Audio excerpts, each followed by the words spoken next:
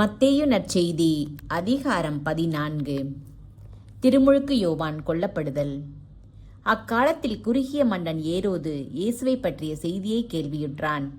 அவன் தன் ஊழியரிடம், இவர் திருமுழுக்கு யோவான்தான். இறந்த யோவானை கடவுள் உயிர் பெற்றெழ செய்தார்.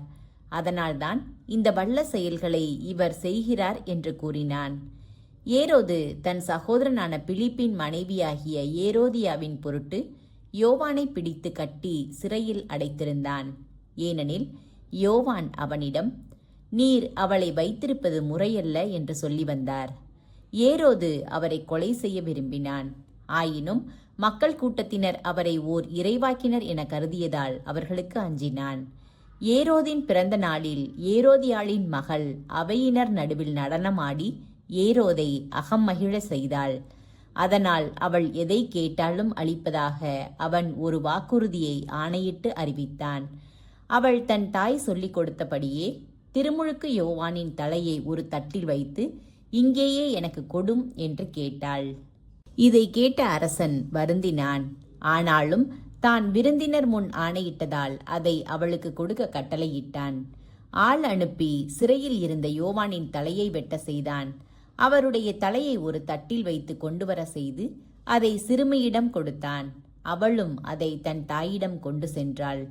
யோவானுடைய சீடர் வந்து அவருடைய உடலை எடுத்து சென்று அடக்கம் செய்தனர். பின்னர் இந்நிகழ்ச்சியினை இயேசுவிடம் போய் அறிவித்தனர். 5000 பேருக்கு உணவளித்தல். இதை கேள்வியுற்ற இயேசு அங்கிருந்து புறப்பட்டு படகிலேறி பாலை நிலத்திலுள்ள தனிமையான ஓர் இடத்திற்கு சென்றார். இதை கேள்விப்பட்ட திரளான மக்கள் ஊர்களிலிருந்து கால்நடையாக அவரை பின்தொடர்ந்தனர்.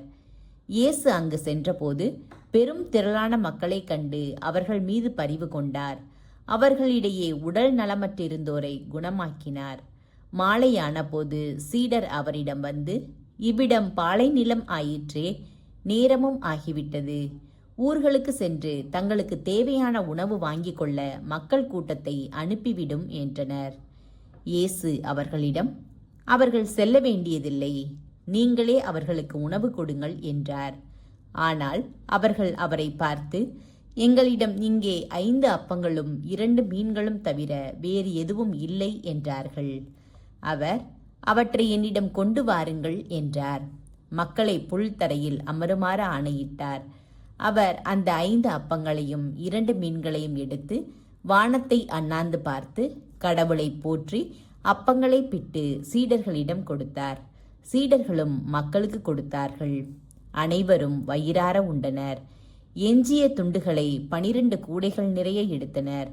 பெண்களும் சிறு பிள்ளைகளும் நீங்களாக உணவு உண்ட ஆண்களின் தொகை ஏறத்தாழ 5000.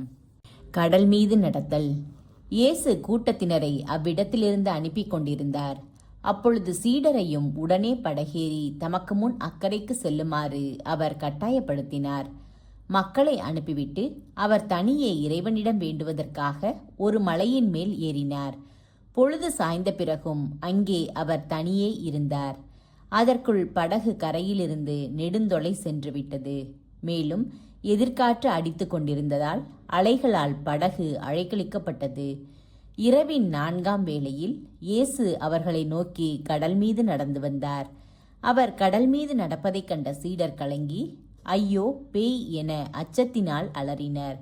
உடனே இயேசு அவர்களிடம் பேசினார். துணிவோடிருங்கள், நான் தான், அஞ்சாதீர்கள் என்றார். பேதுரு அவருக்கு மறுமொழியாக, ஆண்டவரே, நீர்தாம் என்றால் நானும் கடல் மீது நடந்து உம்மிடம் வர ஆணையிடும் என்றார். அவர், வா என்றார். பேதுருவும் படகிலிருந்து இறங்கி இயேசுவை நோக்கி கடல் மீது நடந்து சென்றார். அப்பொழுது பெரும் காற்று வீசியதைக் கண்டு அஞ்சி அவர் மூழ்கும்போது, ஆண்டவரே, என்னை காப்பாற்றும் என்று கத்தினார். இயேசு உடனே தம் கையை நீட்டி அவரை பிடித்து, நம்பிக்கை குன்றியவனே, ஏன் ஐயம் கொண்டாய் என்றார். அவர்கள் படகில் ஏறியதும் காற்று அடங்கியது. படகில் இருந்தோர் இயேசுவை பணிந்து, உண்மையாகவே நீர் இறைமகன் என்றனர். கெனசரேத்தில் நலமளித்தல்.